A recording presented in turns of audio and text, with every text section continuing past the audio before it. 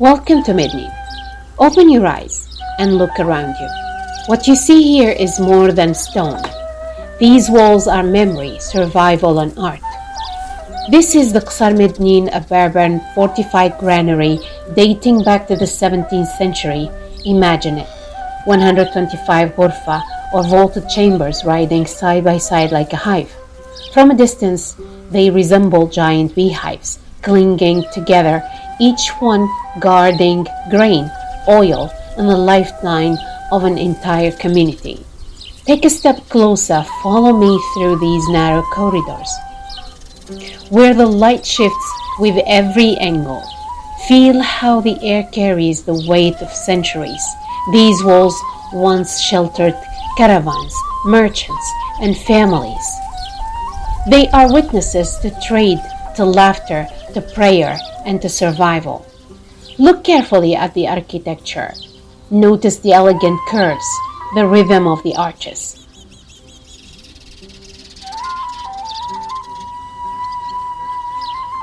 Now pause here. To your right, you will see a reconstructed well, a symbol of life in the desert. A few steps further, notice the statues of a man and his wife, dressed in traditional Tunisian clothing, standing beneath a nomadic tent, the kind once used for camel and cattle breeding in the desert. Let's move forward. Enter this ghurfa, alive with green plants. Inside, you will find traces of a kitchen. Look above, pots and utensils still rest in peace. And here is the kaskas, the traditional vessel used to cook couscous, Tunisia's most famous dish. Can you imagine the aroma? The gathering of families around it? Now, just ahead, history unfolds like a scene on stage. Two men sit at a table, a marriage contract before them. The bride waits quietly to sign. Her fame, her life is about to change forever.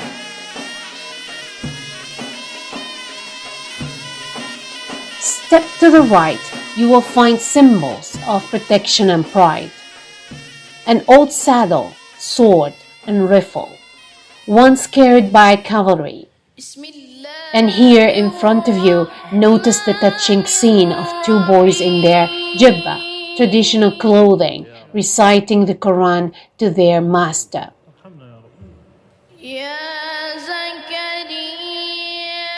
The walls once echoed with their voices, carrying knowledge from one generation to the next. Come closer to this ghurfa. Here, beauty takes center stage. A mannequin dressed in a malhfa, a traditional women's garment, shimmers with jewelry, her hands painted in henna, ready for her wedding celebration. Now step back and take in another room filled with objects of daily life. The shakwa, used to transform milk into cheese, wooden spoons that stirred countless family meals, clay containers covered with cloth, keeping water cool in the heat of the desert. Every object, humble yet ingenious, tells a story of resilience. Look around once more. Do you feel it? These are not rooms, they are living guardians of memory. Each chamber, each artifact, each detail is a voice from the past. The Qasr of Mednin whisper, we were here, we were endured, we celebrated. And as you walk out, remember, this heritage does not belong to the past alone. It belongs to you, to all of us, as a treasure of humanity. Every object, humble yet ingenious, tells a story of resilience. Now, as we step outside, lift your eyes to the horizon. Under the southern sun, the Qasr of Medin rises before you like guardians of times. Their arches and vaults glow with light.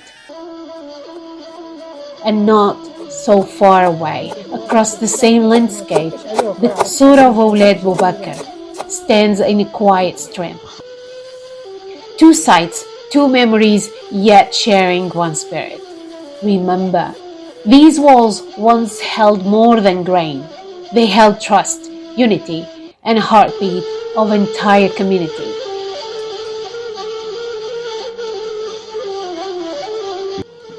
Qsara Ouled Boubacar is located in Tatooine's Governorate in the southern east of Tunisia. The castle, located about 30 kilometers from Tatooine and 20 kilometers from Mednin. It is one of the region's prominent heritage sites, and it was built at the beginning of the 20th century.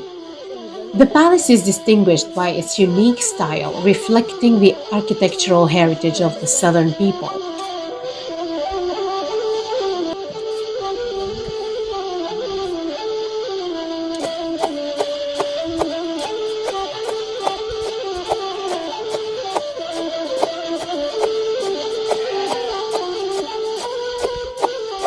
You find yourself in the palace's courtyard in front of the Bedouin tent, Bichar.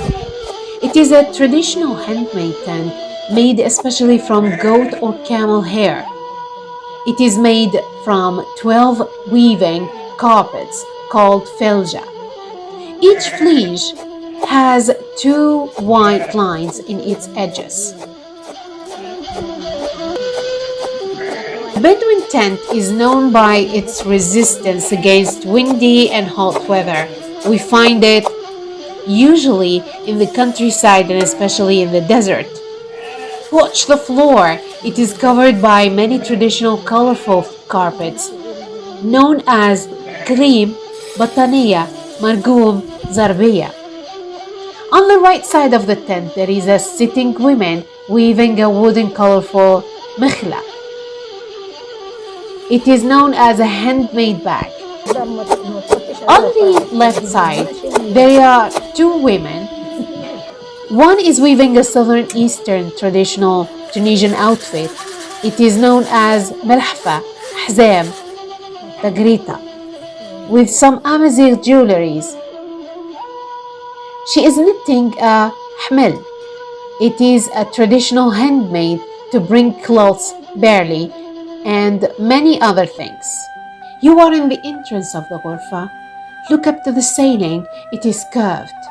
In fact, this type of architecture is known for its coolness in summer and its warmth in winter. Look down to the floor, it is covered by colorful handmade Amazigh carpets. In your left, there is a small jar. They are used for water. Next to them, they are two small loops for decoration. Contains two small colorful carpets. One is hanging on the wall and the other is on the ground. There is also a tea bag.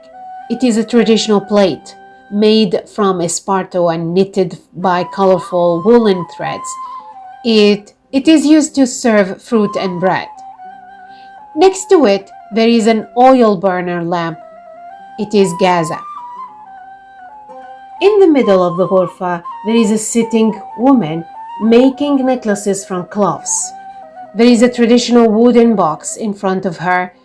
Above it, there is a small scissor, a jar full of water and cloths, a handmade jar for the needles and the threads, and a small pottery jar for drinkable water. Cloves is one of the women's famous handicraft in the region. In order to make a necklace from cloves, they put it in water for 4 hours. Then they pierce it with a needle and put it in threads.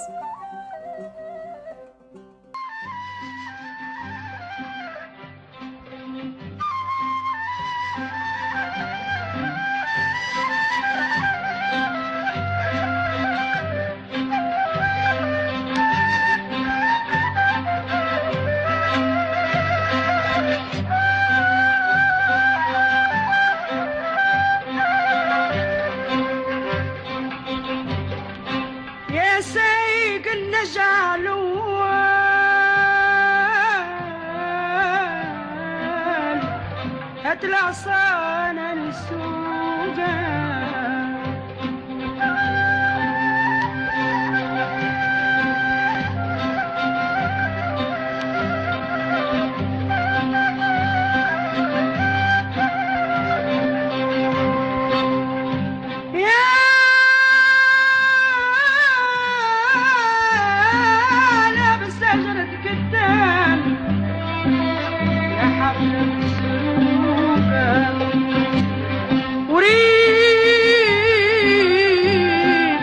وريق البنيات سكر